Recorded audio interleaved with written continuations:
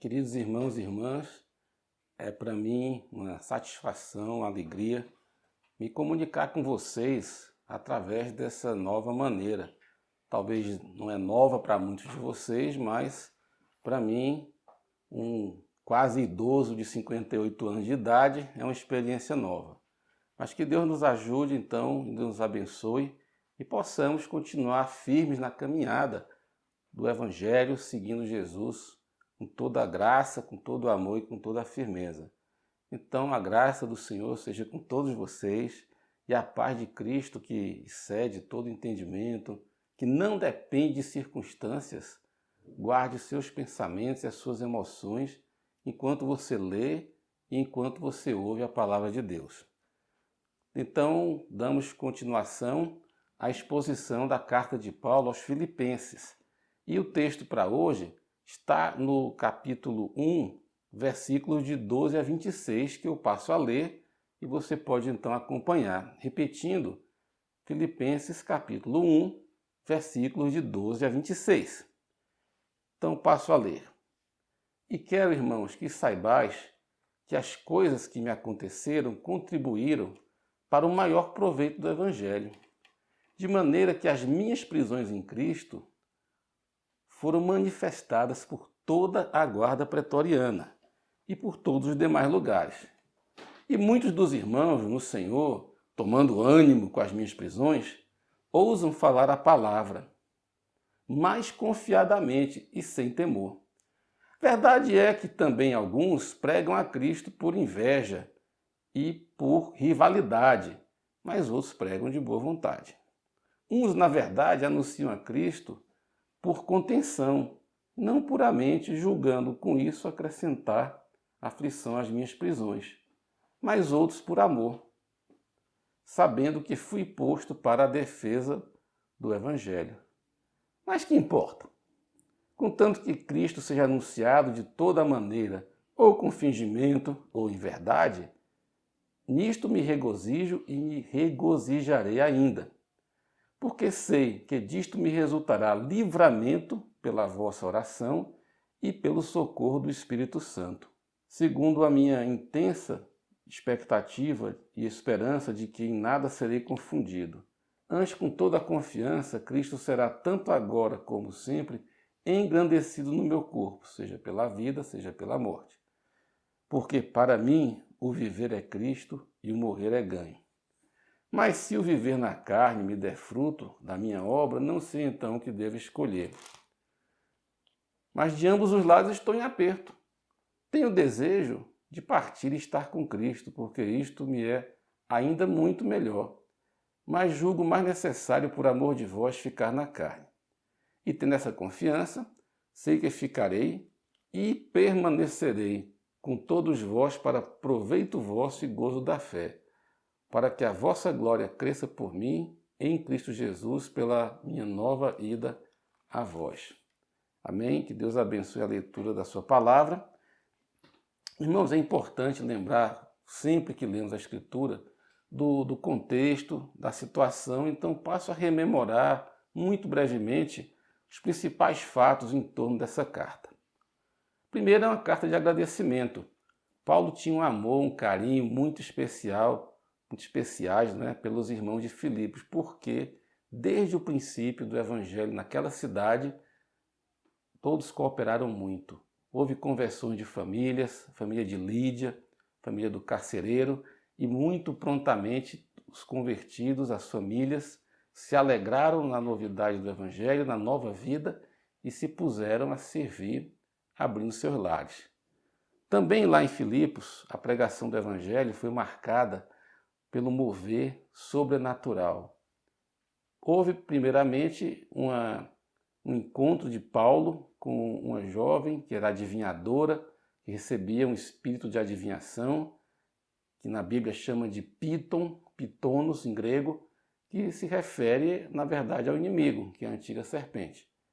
E Paulo expulsou o demônio de adivinhação daquela jovem e, por causa disso, as pessoas que exploravam esse exercício da adivinhação ficaram muito irados, denunciaram Paulo e Silas aos governantes da cidade e por isso eles foram açoitados e presos.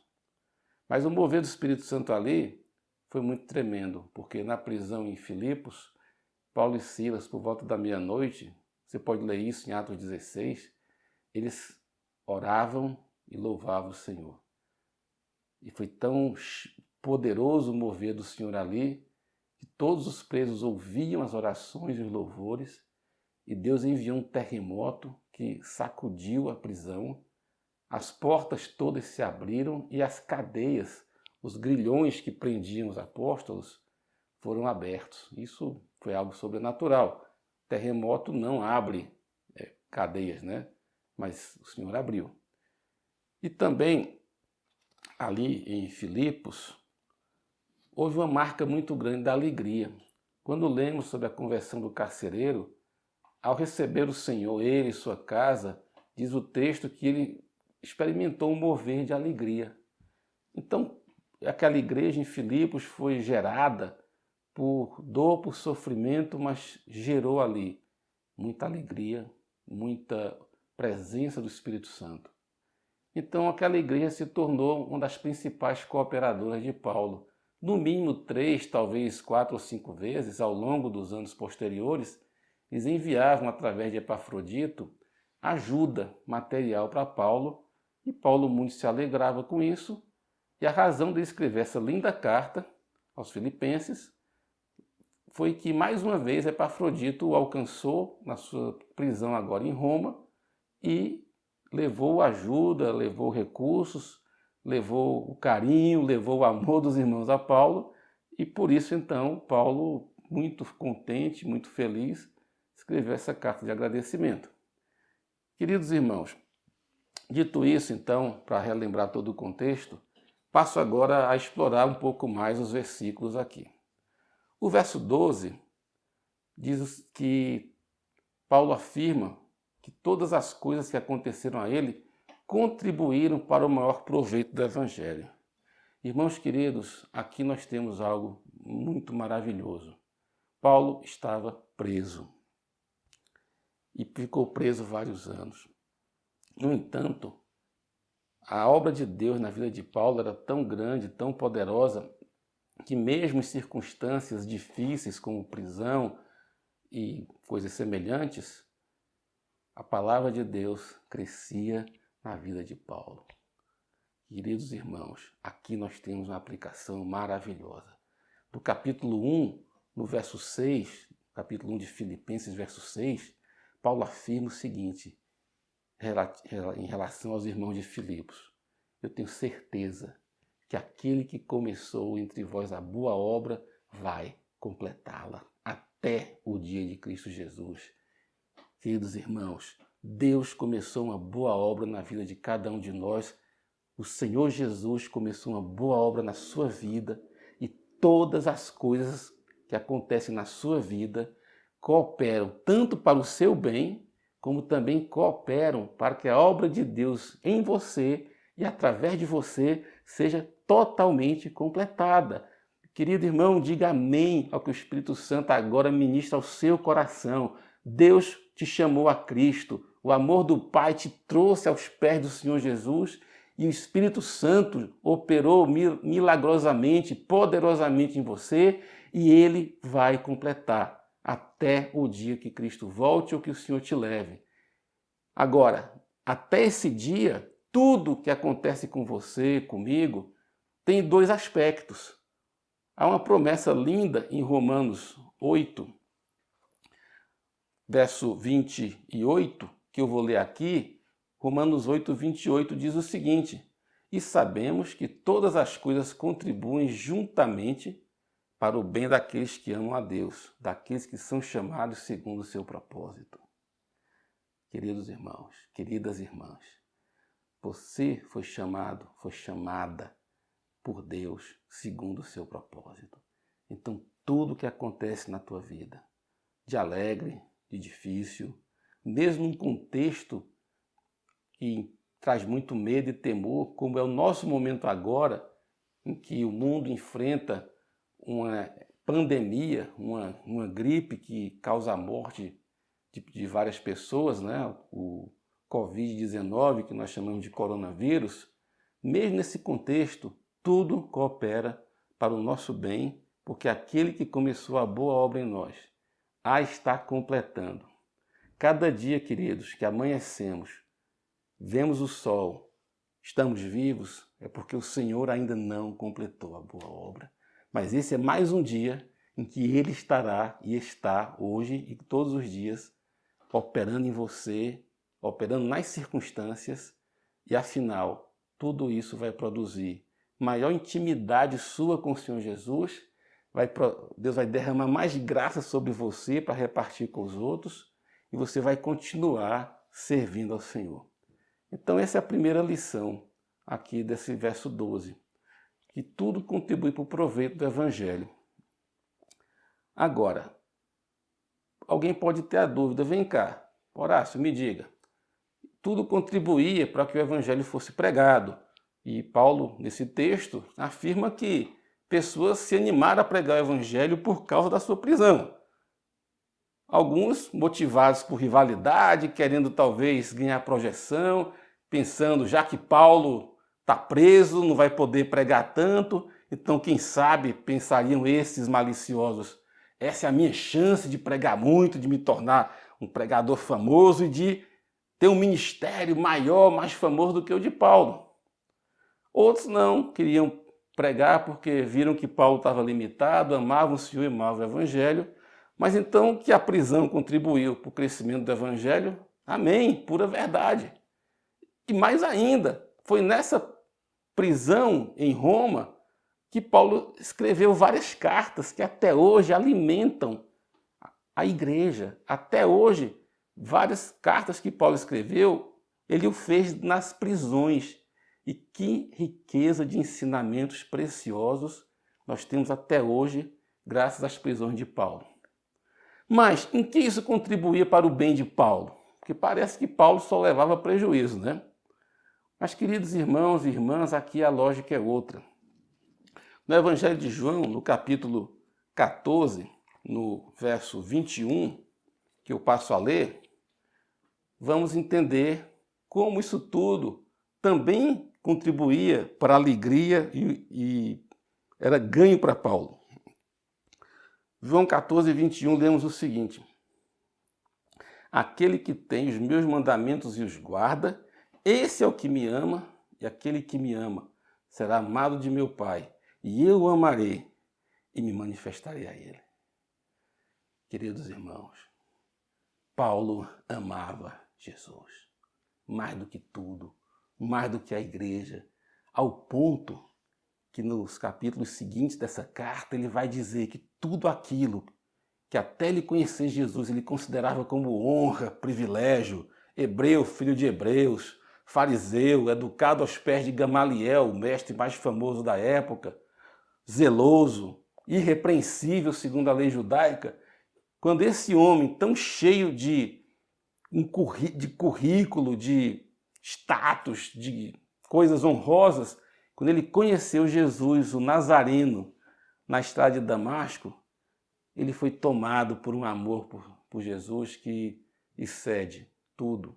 E ele diz que tudo isso que para ele podia ser ganho, ele considerava como perda, como nada, para conhecer mais Jesus, para estar com ele e para ser achado nele. E esse mesmo Jesus é quem ordenou a Paulo: vá aos gentios, eu te envio como apóstolo para as nações. Então Paulo expressava o seu amor a Jesus, tanto no seu espírito, na sua fé, na sua adoração, mas também trabalhando intensamente pela pregação do Evangelho e pela edificação da igreja. Irmãos queridos, não sei em qual das duas dimensões Paulo alcançou mais fruto. Se na quantidade de cidades diferentes, de povos diferentes, de nações diferentes, aos quais ele levou o Evangelho, levando pessoas a Cristo, ou se no seu ministério de autor, de escritor, usado pelo Espírito Santo para deixar um grande legado das Escrituras na edificação da igreja, levando a igreja à sua plenitude, apontando a igreja o seu caminho pleno. Irmãos, a revelação da igreja em Paulo talvez seja a mais alta de todo o Novo Testamento. Então aqui eu começo a entender por que Paulo dizia que todas as coisas contribuíam para o crescimento do evangelho e ao mesmo tempo posso ver por que isso também contribuía para o bem de Paulo. Porque Paulo, amando o Senhor, ele cumpria esse mandamento de Jesus que eu li no Evangelho de João. Ele amava Jesus e por isso ele guardava, obedecia, praticava as ordens que ele recebeu do Senhor. Então aqui, irmãos, nesse verso 12, temos assim uma dupla compreensão maravilhosa. Ao mesmo tempo, há uma garantia de que o nosso Pai amoroso, o nosso bom pastor Jesus, ele cuida de você, ele cuida de cada um de nós. Ele guia você em todas as coisas quando você vê e quando você não vê. E por isso que ele garante que vai completar a obra e nós podemos dizer: nada pode me separar do amor de Deus que está em Cristo Jesus, nosso Senhor. Que no teu coração agora ecoe um amém e um aleluia. Agora, nós vivemos para servir o Senhor e para servir os irmãos. É isso que aprendemos aqui também, que tudo também contribui para o crescimento do Evangelho. Bom, seguindo aqui então, nós vemos no verso 13 como o Paulo, mesmo preso, servia o Senhor. O verso 13 diz assim: de maneira que as minhas prisões em Cristo foram manifestas por toda a guarda pretoriana e todos os demais lugares. Irmãos queridos, aqui a prática romana era o seguinte: Paulo, prisioneiro, ficava acorrentado, não sei se pela mão ou pelo pé, nunca estudei esse detalhe, a um soldado romano. Ele tinha liberdade de movimento, ele podia receber visitas, mas era o tempo todo acorrentado a um soldado. E Paulo, obviamente, não se furtou de pregar o evangelho a esses soldados. E cada um que rendia a guarda era mais um que Paulo evangelizava. Tanto é assim que ele já tinha ganho pessoas para Jesus ali em Roma. E ao final da carta, nós vamos comentar em lições mais adiante, ele diz assim: os irmãos vos saúdam, especialmente os da casa de César. Ora, ele estava em Roma, preso, próximo ao palácio de César, e ali ele ganhou vários para Cristo. Aqui, irmãos, importa também usar as motivações para a pregação do Evangelho para fazer algumas aplicações para nós. Paulo preso, o grande apóstolo está preso. E alguns, então, como já mencionei, motivados por inveja, por rivalidade, começaram a pregar Cristo para, quem sabe, ganhar projeção, ganhar fama e se verem maiores do que Paulo. Outros se encorajaram, viram que as prisões de Paulo não impediram de continuar pregando o Evangelho e edificando a igreja por suas cartas e continuaram a pregar Cristo com mais intensidade, com mais amor, esses movidos por algo bom, por amor ao Senhor e por amor a Paulo. Queridos irmãos e irmãs, aqui eu faço uma reflexão. O que tem nos motivado, o que tem motivado você na vida da igreja, na sua vida? Participamos das coisas do Evangelho por motivações de ganho pessoal ou participamos, servimos o Evangelho, servimos o Senhor e a igreja por amor ao Senhor, por amor aos irmãos e por amor à humanidade? Queridos, essa é uma questão muito importante. Quando lembramos da conversa de Jesus com Pedro, lá no final do Evangelho de João, em que Pedro estava pescando com outros discípulos e o Senhor já havia ressuscitado e aparece para eles na praia e Pedro nada, vai lá ao encontro do Senhor e Jesus tem uma conversa com ele que determinou novamente o rumo da vida de Pedro. E a pergunta que Jesus fez 3 vezes foi: Pedro, você me ama? Pedro respondia: sim, Senhor, tu sabes que eu te amo. Então apacenta as minhas ovelhas. Jesus confiou suas ovelhas a Pedro. porque Pedro o amava. Queridos irmãos, essa é uma primeira lição aqui desse texto e termino aqui essa parte e logo na sequência vou continuar a exposição da segunda parte desse texto e aí vamos explorar outras verdades lindas. Que Deus os abençoe.